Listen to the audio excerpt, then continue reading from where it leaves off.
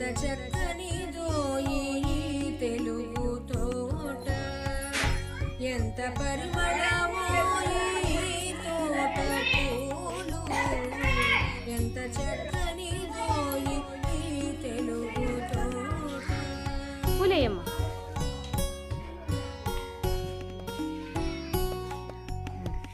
మీరు కూడా